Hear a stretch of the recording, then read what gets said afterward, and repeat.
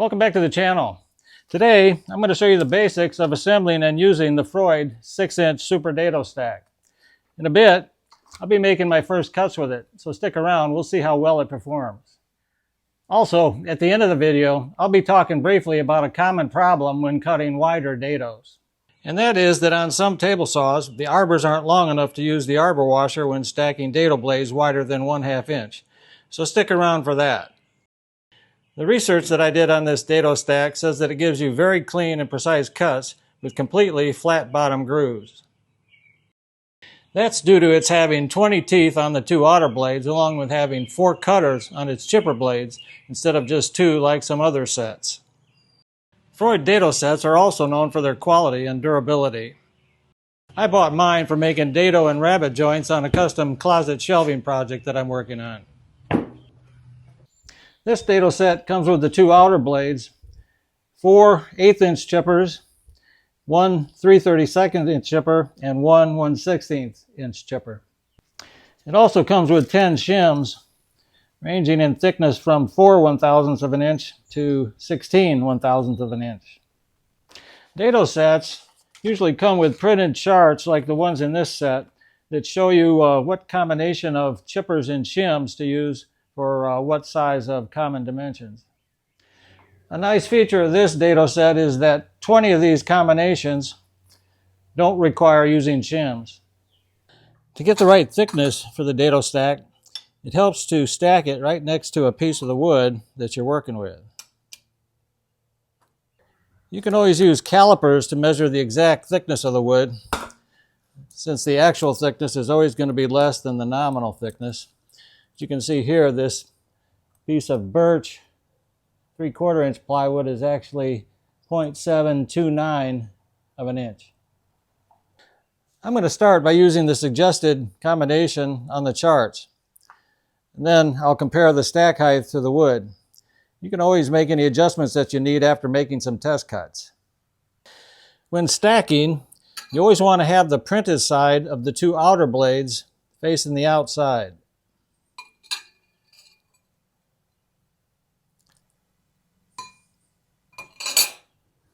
This is because the printed side of the outer blades are designed for cutting the outside edges of the dado from the printed side. Then you need to alternate the positioning of the chippers so that the teeth don't overlap between the layers of the chippers and the outer blades. Here I've put the teeth together, and being that the teeth are wider than the blades themselves, you take the risk of breaking the teeth and causing other problems if the teeth overlap. Here you can see the distance increasing between the layers when the teeth are overlapping.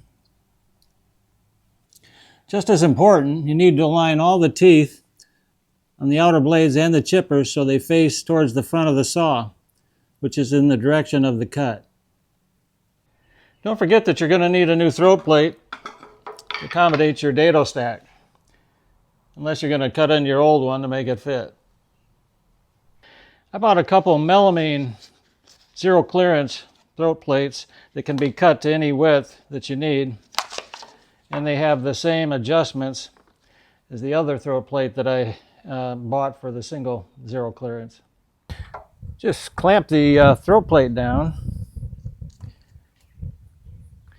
and then start and raise the blade until it cuts the slot in the throat plate.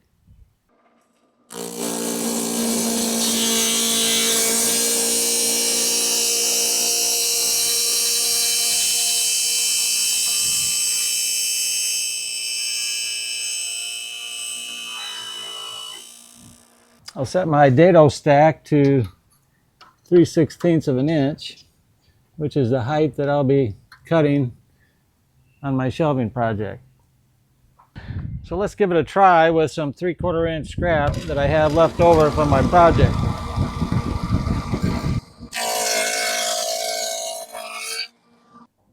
Yeah, this ended up being a little bit too loose. Looks like it's off by about 23 1/1000ths of an inch. So I'm going to go to the next step down in the chart without using shims. So that'll be 23 32nds of an inch. We'll give that a try.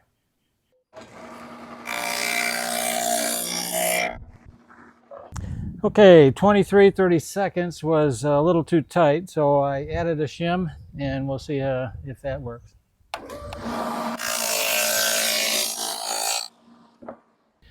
All right, that last shim made it a little bit too loose again, so I'm going to swap that out for the thinnest shim that we have.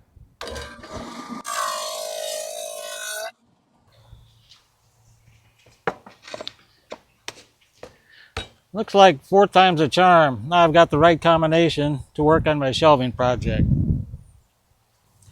And like they advertise it, I'm impressed. There's no tear out as far as I can see. And the sides and the bottom are completely flat. I like it. As I mentioned earlier, I want to talk about the issue of some table saw arbors not being long enough to stack dado blades wider than 1/2 inch. This happens to be the case with my old Craftsman. I've got a 3/4 inch dado stack on there now, and I don't know how well you can see that, but it leaves me with about 3/8 of an inch to the end of the arbor. There seems to be a wide range of opinions whether it's okay to leave the washer off in this situation or not. There's a product out there that may be a solution to keep the use of a washer in this situation. It's called the Dado nut, and I ordered one. See if it solves the problem on my old Craftsman. I did another video that goes into more detail about this arbor issue, and we'll see if the dado nut works on my saw. You can check out this video here if you're interested in learning more about this arbor issue.